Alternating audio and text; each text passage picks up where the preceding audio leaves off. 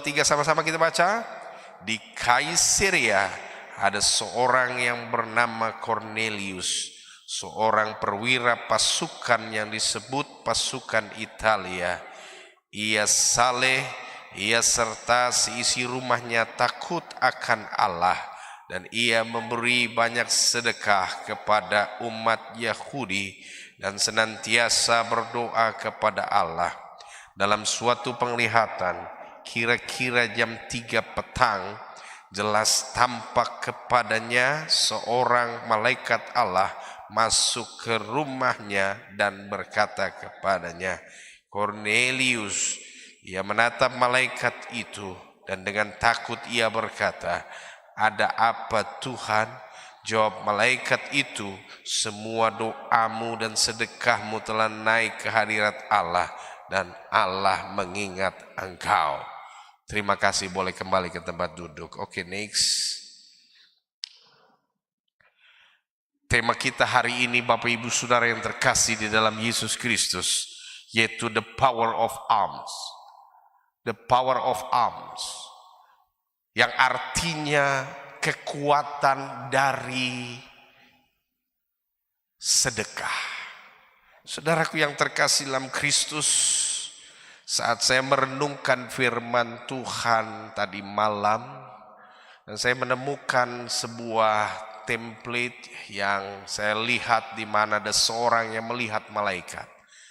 Kemudian Roh Kudus menggerakkan saya untuk berbicara tentang Cornelius. Ya, dan Cornelius ini saudara, ternyata dia adalah seorang yang mengasihi Tuhan, takut akan Tuhan. Dan ada hal yang menarik di sini, bahwa dikatakan doamu dan sedekahmu telah naik di hadirat Tuhan dan Allah mengingat engkau.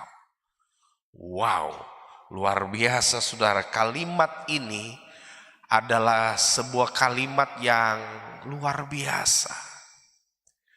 Karena sedekah yang diberikan dan doa-doa kesetiaannya, maka Cornelius mengalami sebuah pertemuan yang ajaib dengan Tuhan lewat malaikat.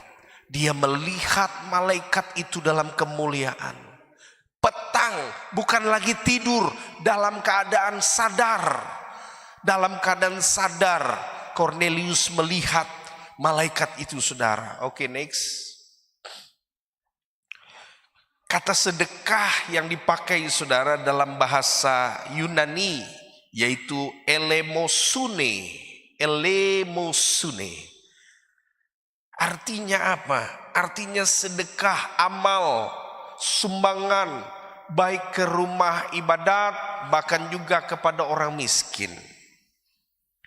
Dan saudaraku yang terkasih, kalau kita mau mengenal siapa Cornelius, dalam Kisah 10 ayat 1 bunyinya demikian, ya, bahwa dikatakan di Kaisarea ada seorang yang bernama Cornelius, seorang perwira pasukan yang disebut pasukan Italia. Berarti dia adalah seorang perwira dari pasukan Romawi, dan nama pasukannya itu pasukan Italia. Jadi setiap legion, setiap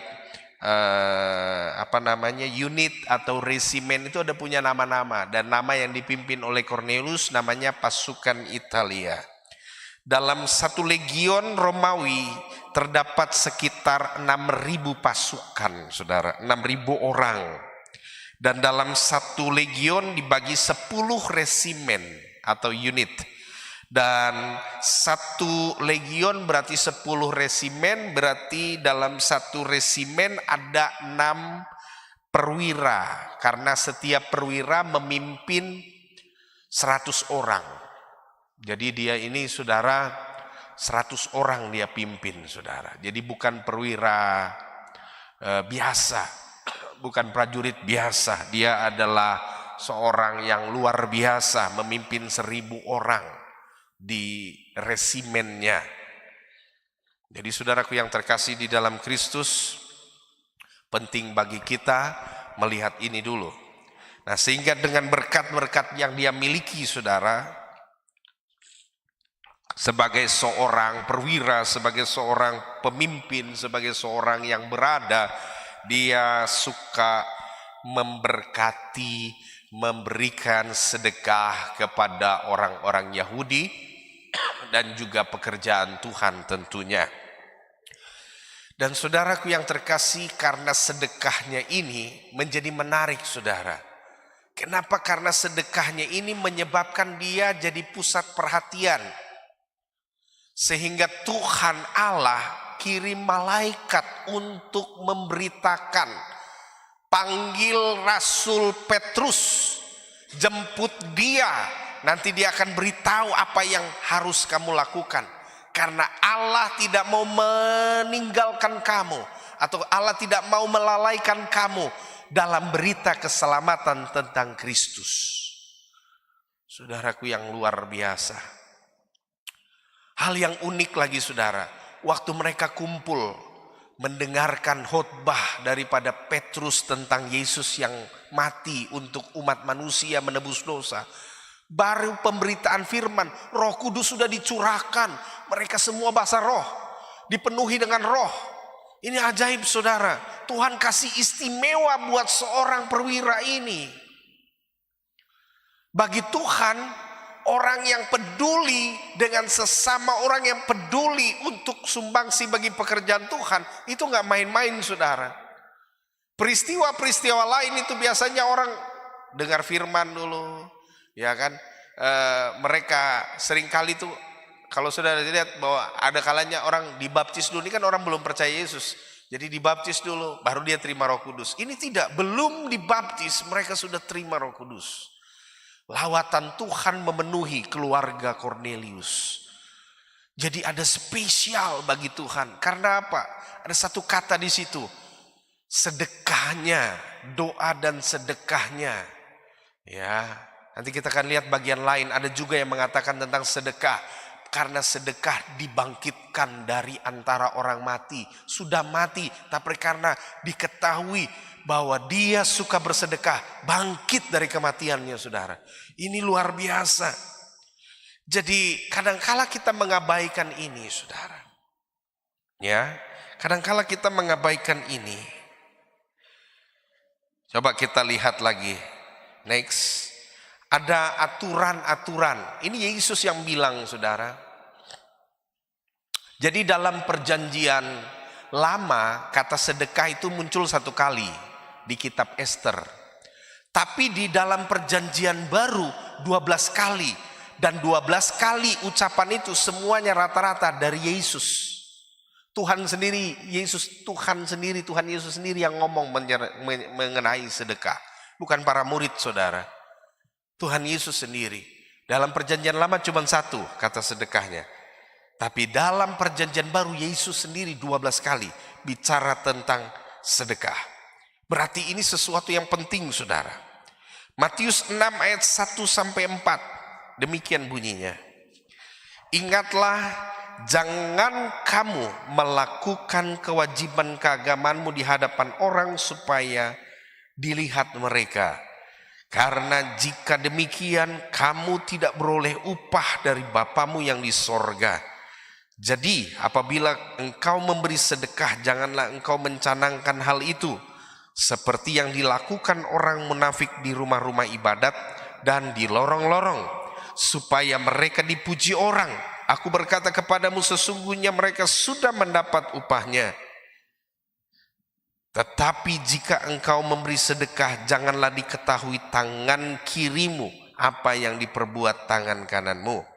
Hendaklah sedekahmu itu diberikan dengan tersembunyi, maka Bapamu yang melihat yang tersembunyi akan membalasnya kepadamu. Ini aturan sedekah dari Tuhan Yesus. Coba kita lihat next. Minimal ada 4 hal dari ayat ini. Yang pertama, saudara, jangan mencanangkan. Saudara tahu enggak mencanangkan itu? Mencanangkan itu diumumkan tapi belum dibikin.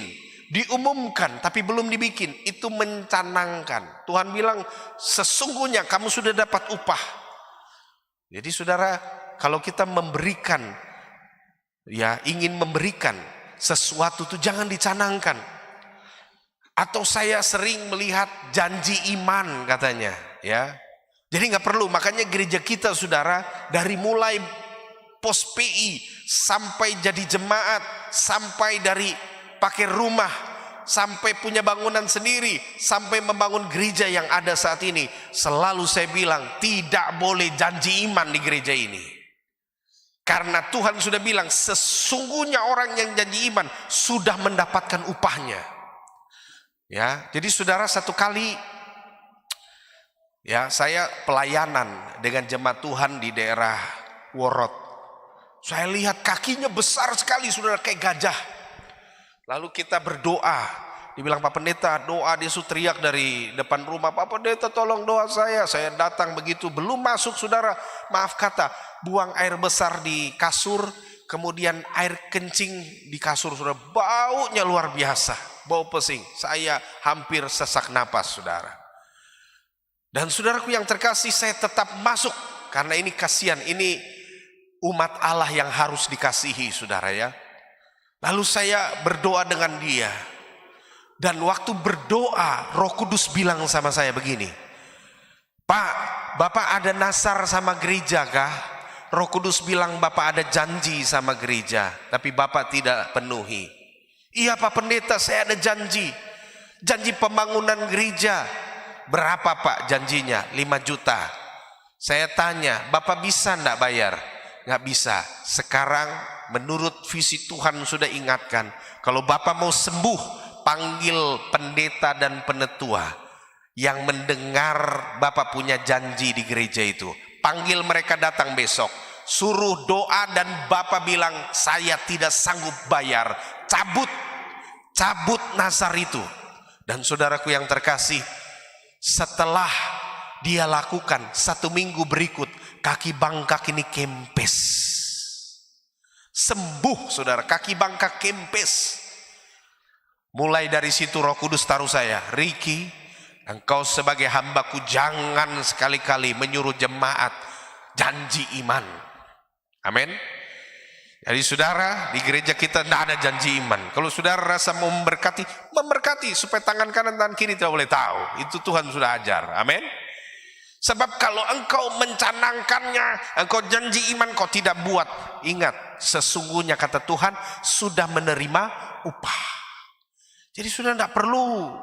Dari dulu gereja kita selalu apa yang didorong oleh Roh Kudus kau buatlah.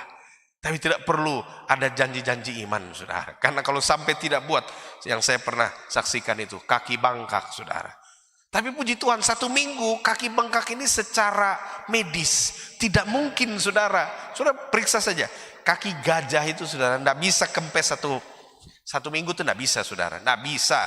Saudara bisa cari googling saja atau tanya dengan dokter, bisa nggak 1 minggu kaki gajah bengkak langsung kempes? Ada saudara. Ini tanpa obat saudara. Kaki bangkak ini kempes dan dia 1 minggu berikutnya saya lihat dia sudah jalan kaki saudara. Wih santai, kita lagi ibadah dan lewat. Pak, sudah sembuh kah? Iya Pak Pendeta, terima kasih. Saya sudah jalan ini, haleluya.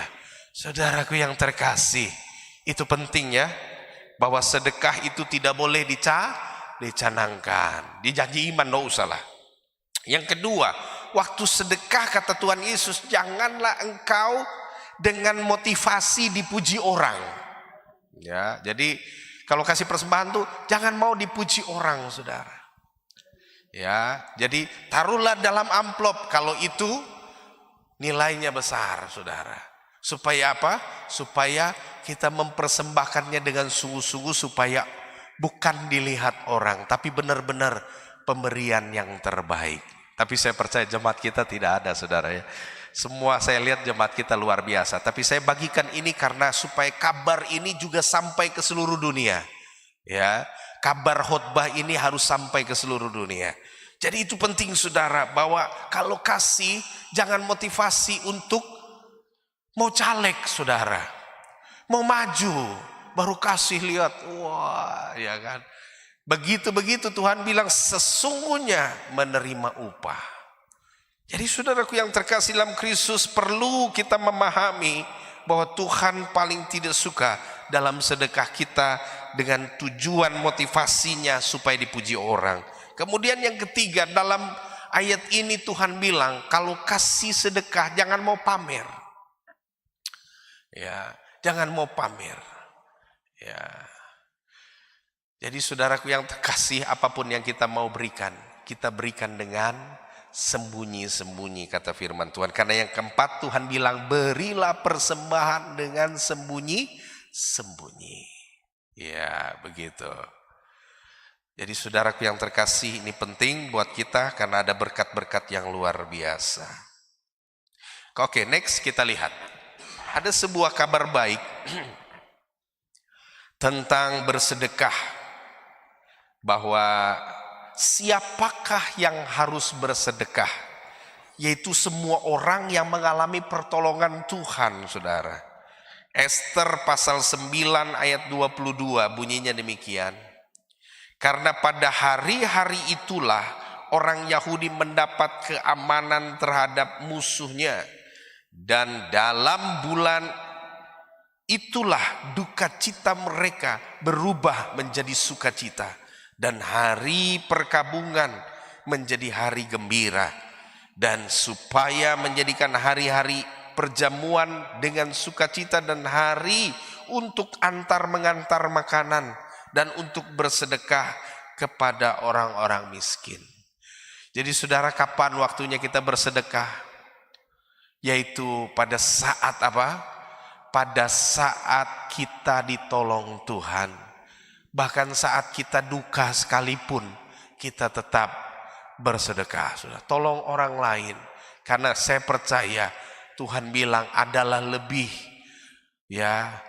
berbahagia orang yang memberi daripada yang menerima. Jadi saudaraku yang terkasih, bersedekah itu penting.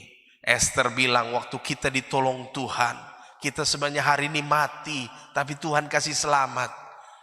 Dalam khotbah beberapa minggu lalu juga saya pernah katakan, apa tujuan bangsa Israel dibawa dari tanah Mesir menuju tanah Kanaan? Untuk beribadah. Beribadah apa? Beribadah mempersembahkan korban. Jadi ibadah orang Israel itu persembahan, saudara. Sedekah, amal. Ya saudara, kadang-kadang memang kita dalam perjanjian baru ini seringkali banyak orang bilang tidak terlalu penting. Bahkan mungkin ada pengajaran-pengajaran yang aneh-aneh di akhir zaman, saudara. Mereka mengikuti dengan aturan-aturan dan khotbah-khotbah yang aneh-aneh, bahwa tidak perlu lagi melakukan yang namanya memberi.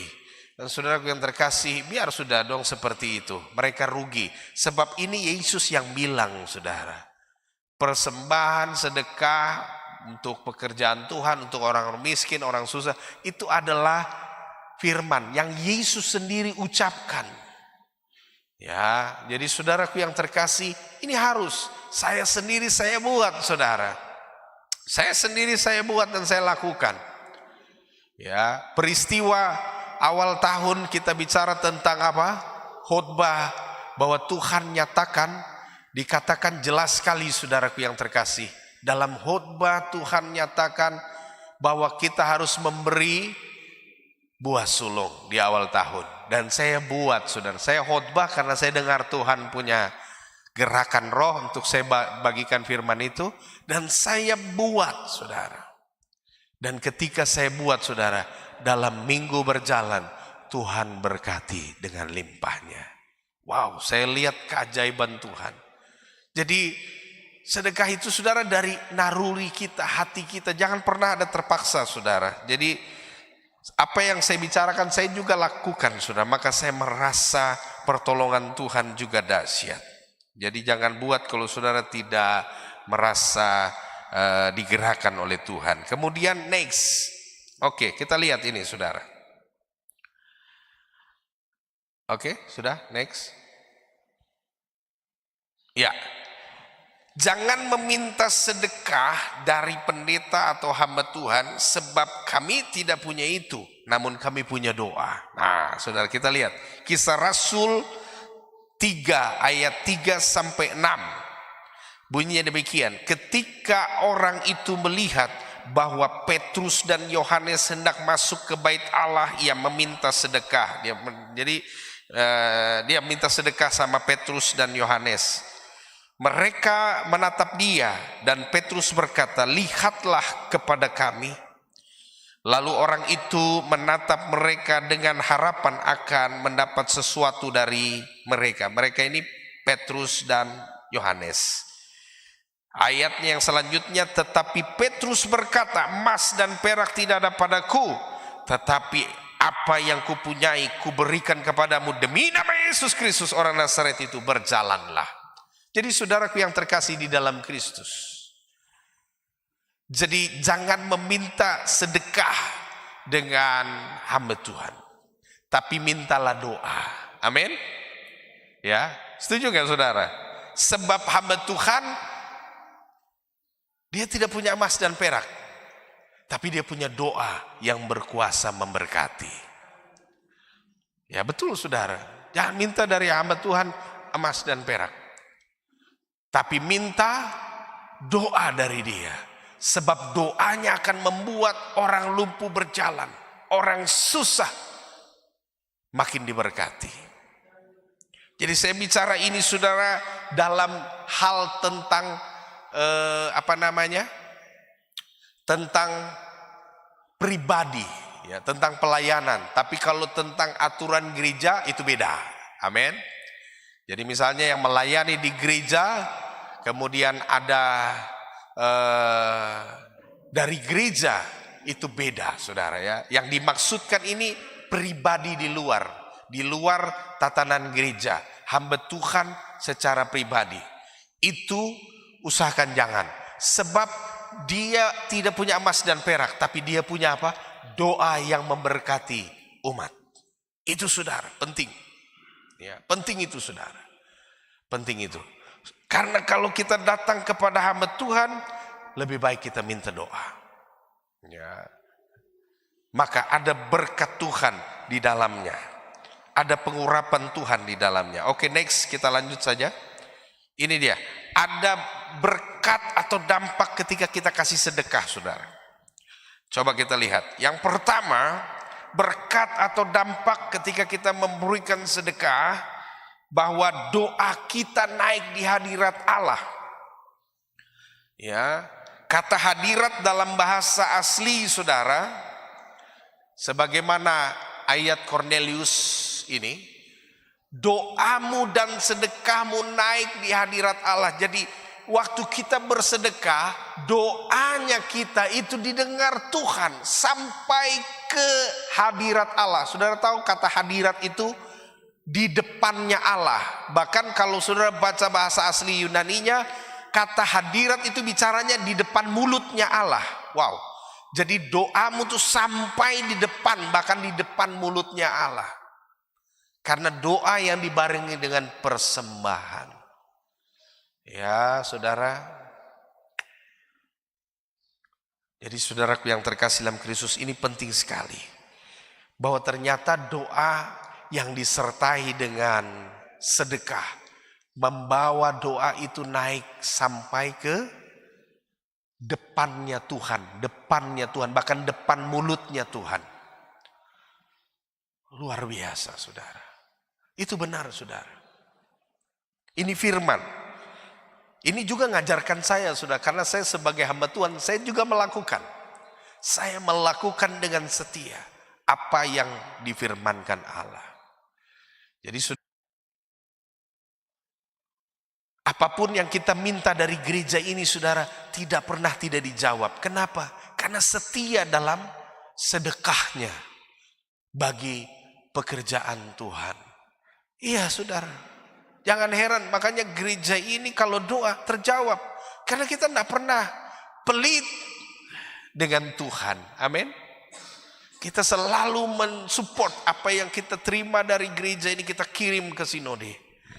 Jadi mana? Amin.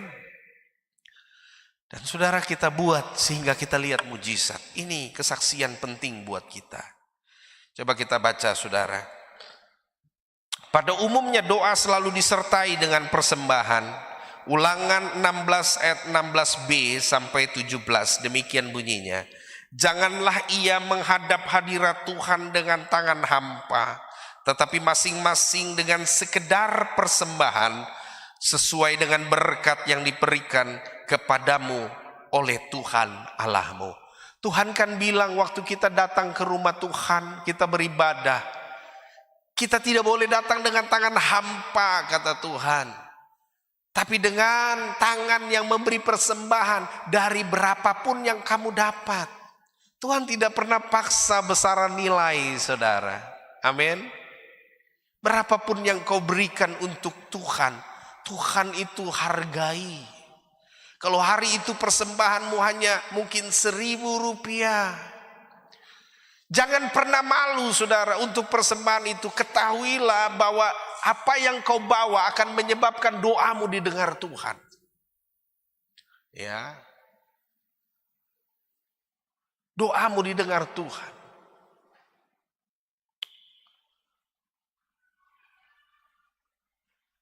Ada sebuah cerita ribut-ribut sedikit tentang uang di dalam dompet, saudara.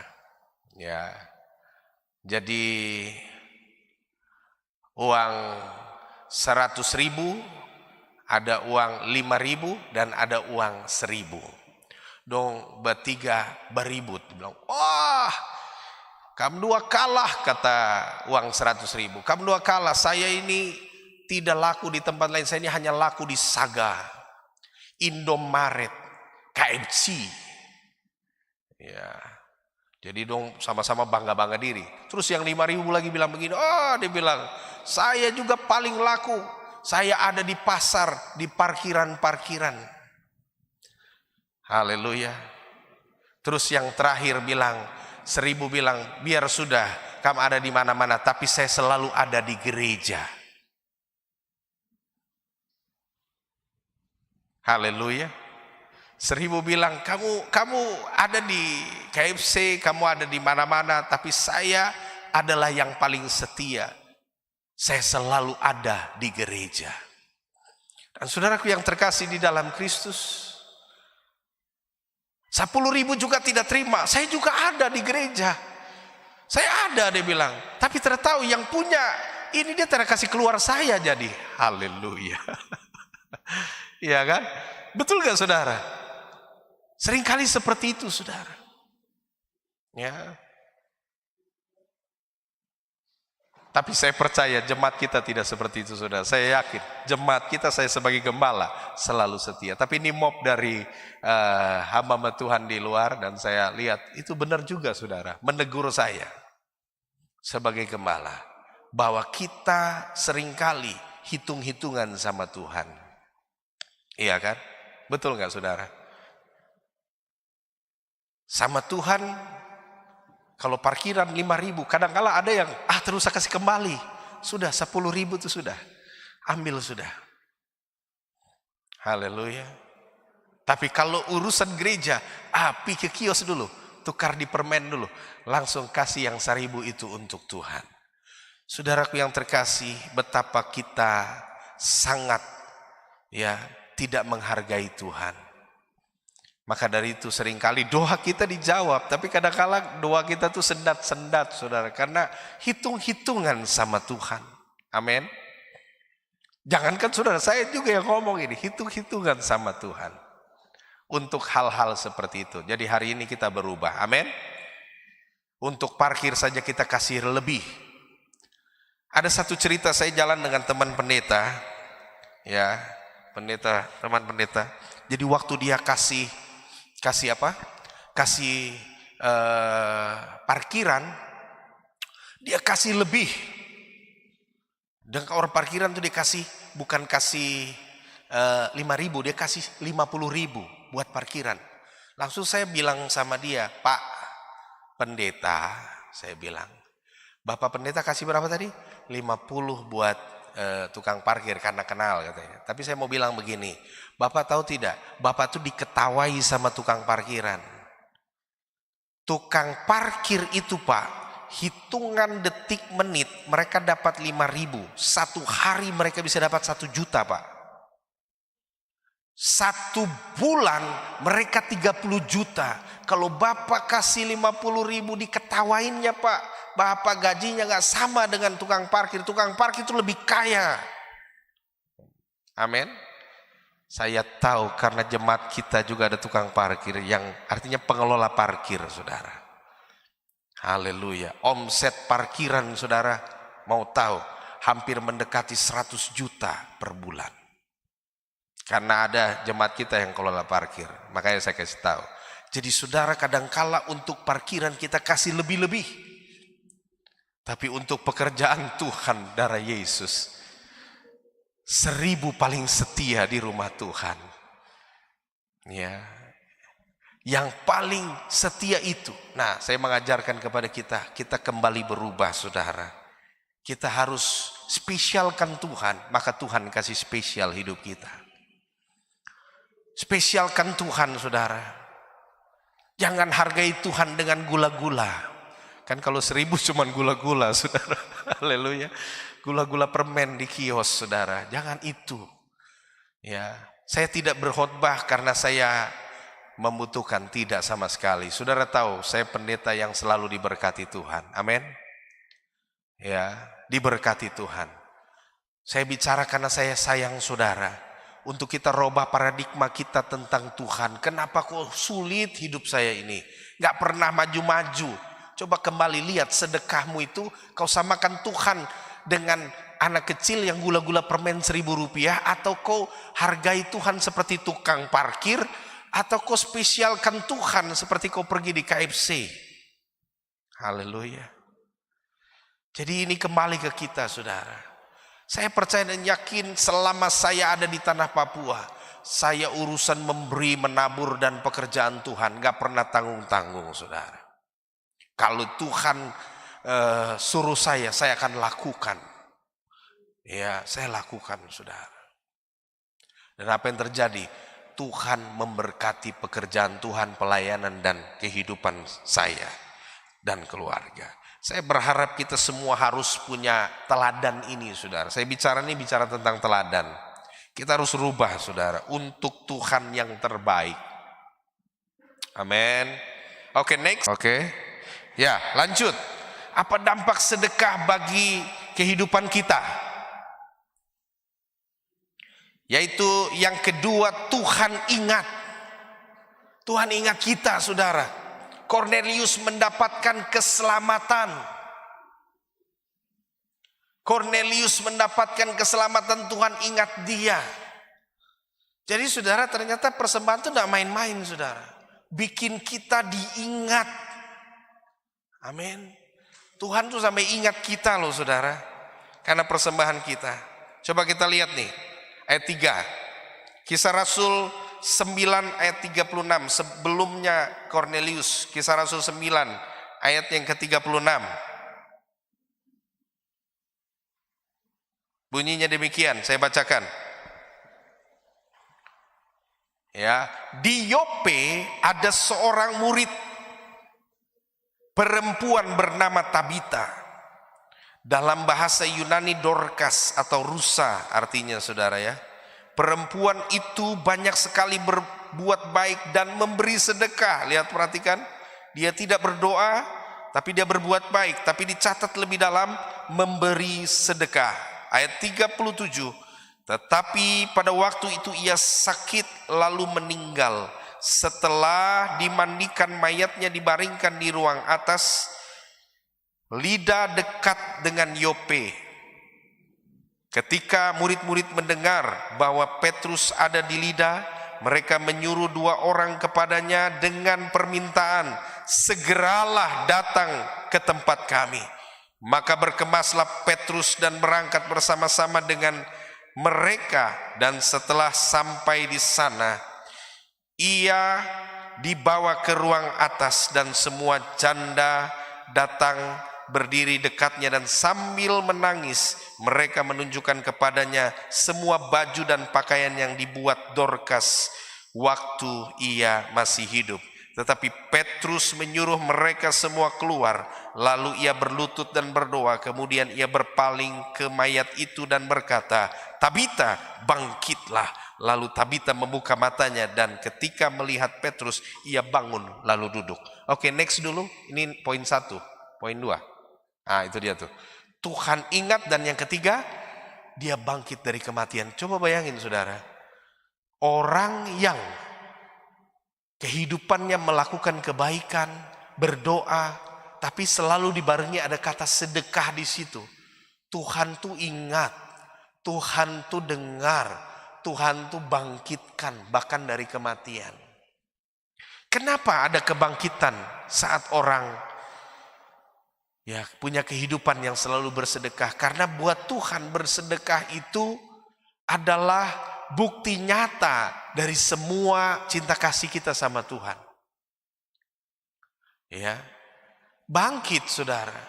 Mungkin hari ini engkau bilang, saya nggak mati Pak Pendeta, saya hidup.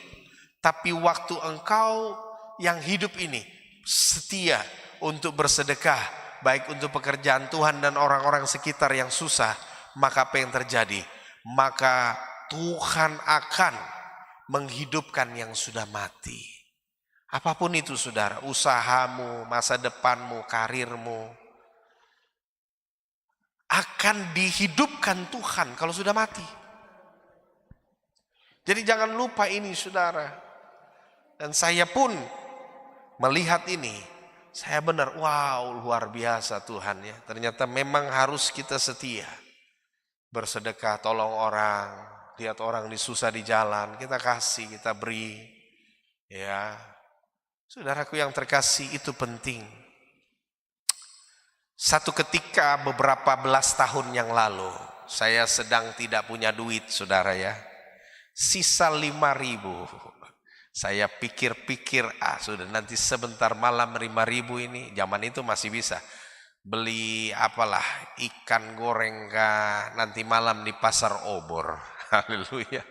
Tapi siang itu Tuhan bilang sama saya, Ricky kasih uang buat orang yang gerobak itu tuh. Gerobak apa namanya? Bestu. Kasih uang. Saya bilang, Tuhan, tinggal 5.000 ini yang saya punya, baru Tuhan suruh kasih lagi. Haleluya. Tapi sudahlah, karena Tuhan yang suruh kasih. Begitu saya kasih saudara, saya ditelepon langsung sore-sorenya. Pak Pendeta bisa datang ke rumah kah? Saya bilang, untuk apa?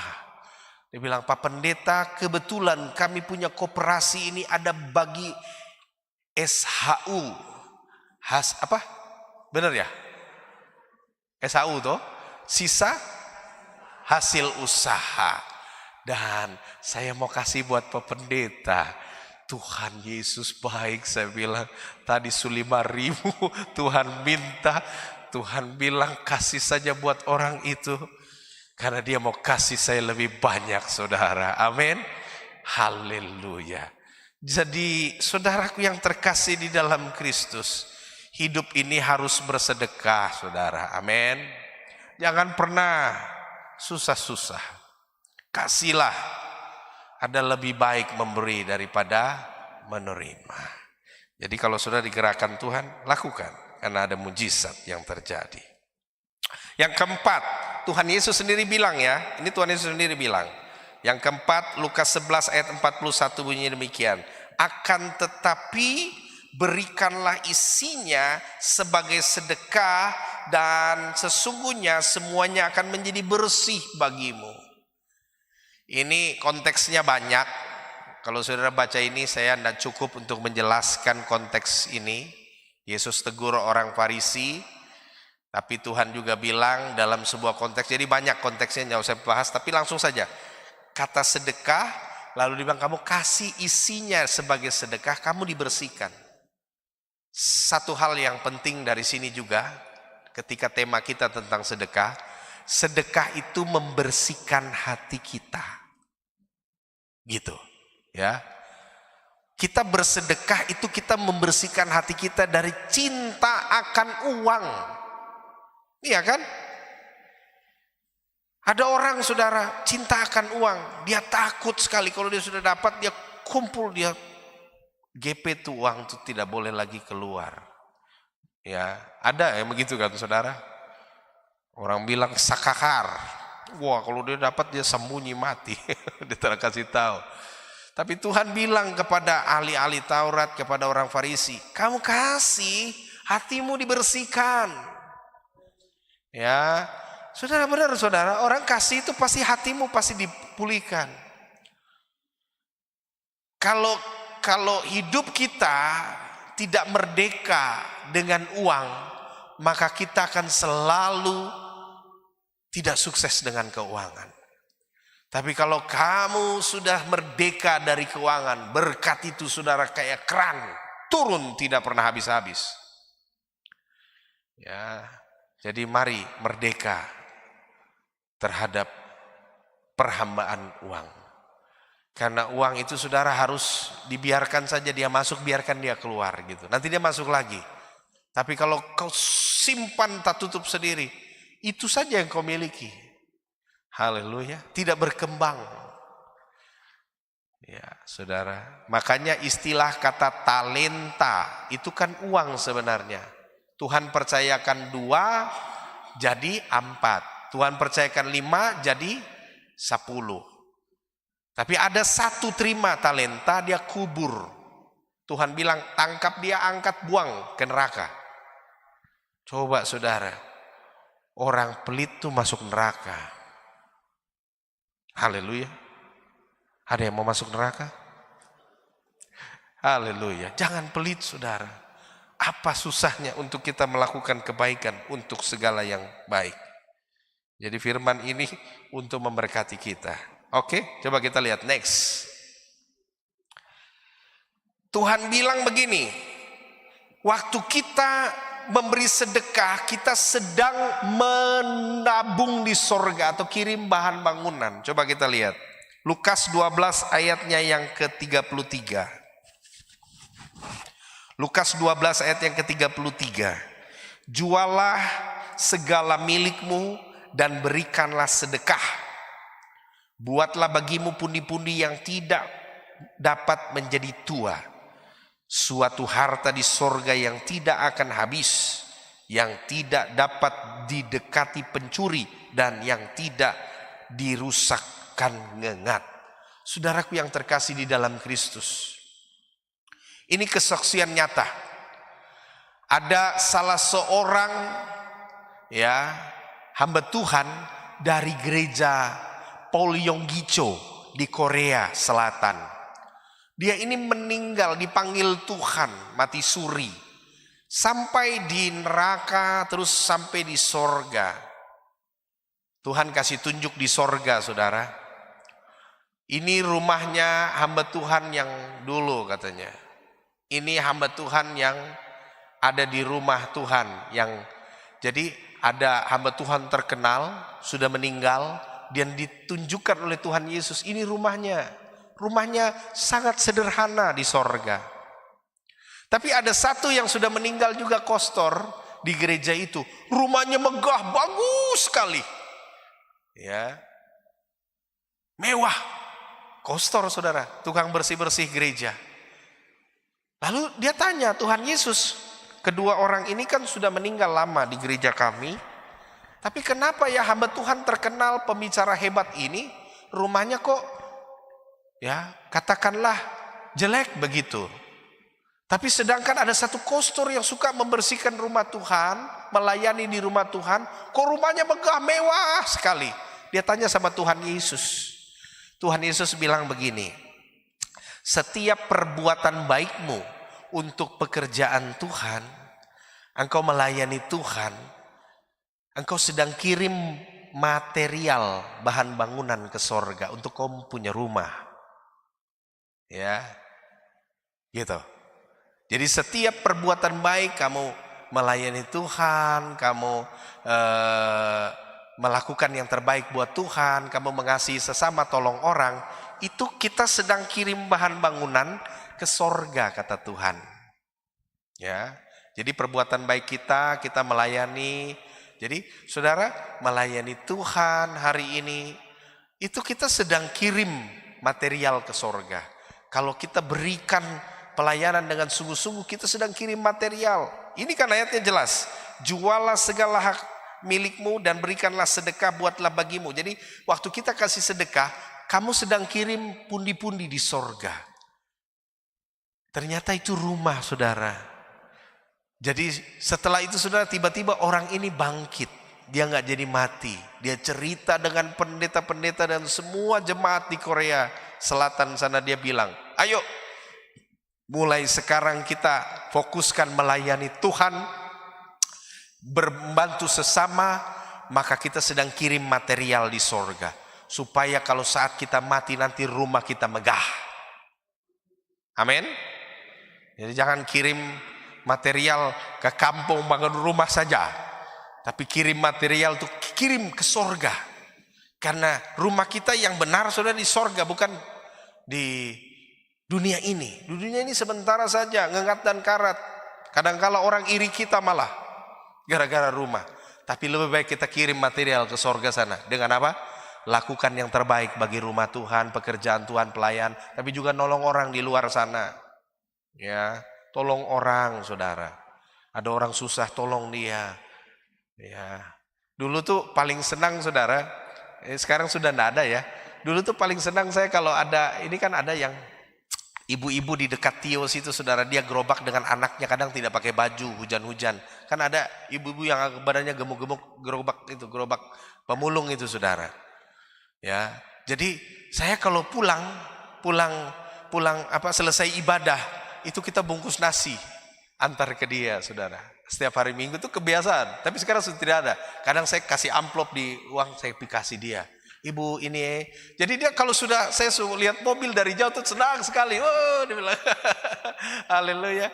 Kita kasih makan dia, kasih amplop. Nah itu saudara, saya senang sekali. Kalau ada beras kita kasih beras saudara. Kasihan, saya lihat itu. Tapi sekarang sudah tidak ada, saya tidak tahu dia kemana. Ya. Kadang-kadang hujan-hujan saya lihat, kasihan ibu ini dengan anaknya perempuan atau laki-laki? Perempuan, tidak pakai baju saudara. Kasihan, aduh hujan basah-basah, saya bilang, kasihan, sudah antar makanan dulu sudah. Begitu, antar makanan. Jadi saudaraku yang terkasih, kita bersedekah itu ada saja berkatnya. Amin. Kalau mungkin di bumi, Pak Pendeta saya sudah sedekah banyak ini. Kenapa saya tidak dapat di bumi? Berarti kau kirimnya ke sorga. Nanti kalau kau mati, percaya kau rumah yang paling megah di sorga. Apa kebanggaan kita saat kita mati nanti saudara? Ya itu tadi, segala jeripayah yang menyertai kita, rumah yang megah nanti. Jadi jangan sampai kita kecewa. Di bumi ini hidup paling kuat berapa? 70 sampai 80 tahun, betul? Di sorga sana ribuan tahun kita umur, jutaan tahun kita umur di sorga sana. Rumah kekal tuh di sana. Jadi bangun tuh jangan di bumi, bangun di sorga sana. Dengan apa? Dengan melayani Tuhan dengan sungguh-sungguh. Melayani Tuhan jangan main-main saudara. Amin. Apalagi main HP. Lagi ibadah tapi main HP, chattingan, ini bahaya saudara. Sesungguhnya kamu sudah mendapat upahmu. Jadi waktu kita melayani sungguh-sungguh, kan ibadah kita cuma sebentar. SICC ini ibadah paling cepat. Saudara lihat saja gereja-gereja pertobatan lain, jamnya lama. Selesai bisa jam 1 saudara. Kita paling cepat. Amin. Masa paling cepat saja tidak bisa sabar dengan SMS dan WA itu saudara. Kan kasih tinggal nanti dulu lah. Lagi sembahyang ini, kamu tidak tahu kita lagi sembahyang kah? Begitu. Begitu saudara ya. Jadi hidup kekristenan kita harus kasih yang terbaik buat Tuhan supaya kita kirim material ke sorga. Karena kan kita tidak tahu kita nih matinya kapan. Ya toh? Makanya saudara, saya cukup sedih bahwa bulan ini kita sudah dalam 1 bulan ini sudah meninggal ini 3 jemaat kita di gereja ini saudara. Jadi artinya kita diajarkan, kita tidak tahu kita hidup ini sampai kapan. Amin. Jadi untuk itulah kita harus banyak menabung kebaikan. Kirim material ke sorga sana. Di bumi ini kan cuma sebentar saja. Amin. Begitu saudara ya. Jadi ada berkat yang kita dapatkan, kita beri yang terbaik buat Tuhan. Jangan hitung-hitungan saudara. Amin. Tuhan memberkati kita. Penutup terakhir, next. Ini nih. Berpikirlah yang positif tentang sedekah. Sebab 13 kali ditulis dalam Alkitab. Dalam perjanjian lama 1 kali, 12 kali dalam perjanjian baru. Jadi lebih banyak sedekah adalah ucapan Tuhan Yesus sendiri. Jadi marilah kita melakukannya dengan tulus agar segala yang dijanjikan Tuhan dalam Alkitab terjadi dalam kehidupan kita orang percaya. Begitu ya Bapak Ibu Saudara. Kita semua harus memberi yang terbaik, Saudara. Pertama hidup kita. Ya, Roma 12 ayat yang pertama dikatakan, persembahkanlah tubuhmu sebagai korban persembahan yang harum, yang berkenan kepada Allah. Itulah ibadahmu yang sejati. Jadi kalau kita memang tidak bisa kasih persembahan, saya percaya Tuhan tidak akan hakimi, Saudara. Jadi ada jemaat bilang, Pak Pendeta saya tidak sembahyang. Kenapa? Saya tidak ada yang mau dikasih persembahan, saya malu. Saya berharap saudara jangan begitu, amin. Tuhan itu tahu orang yang memang lagi tidak punya. Datang saja ke rumah Tuhan saudara, amin. Datang saja, jangan pernah malu, memang tidak ada. Kita tahu hari ini mungkin kita tidak bisa memberi, tapi kita punya hak hidup untuk diberi. Itu yang kita beri untuk Tuhan, amin. Jadi kalau saudara pas lagi tidak punya apa-apa, jangan ada alasan bilang, aduh Pak Pendeta saya tidak sembahyang. Kenapa? Tidak ada persembahan yang saya mau kasih. Jangan, datang saja ke rumah Tuhan, amin. Tuhan tidak nilai itu karena kau memang tidak ada. Tapi ada juga orang yang ada tapi pura-pura tidak ada. Itu yang bermasalah Tuhan maksud dalam khotbah hari ini. Tapi untuk kita yang tidak punya apa-apa, sudah tenang saja datang ke rumah Tuhan. Jangankan saudara, saya juga pernah dalam suatu kali, saya memang tidak ada duit. Ya sudah, saat ibadah apa? Permisi saja buat yang either collected, karena saya memang tidak ada duit. Jadi gitu saudara. Apa Tuhan buat saya masuk neraka karena saya tidak kasih persembahan? Tidak. Karena Tuhan kan bilang, persembahkan tubuhmu dulu. Karena memang tidak ada, jadi tidak dipaksa. Tapi saudaraku yang terkasih, itu pentingnya. Jadi jangan kita berpikir bahwa hidup ini beribadah itu harus persembahan. Tidak juga. Karena ada tubuh kita yang kita persembahkan. Kita datang, kita menyanyi, kita sudah kasih persembahan buat Tuhan. Dan Tuhan tahu kita setia lagi kosong dan suatu hari kelak dia akan datang memberikan kita lebih berkat.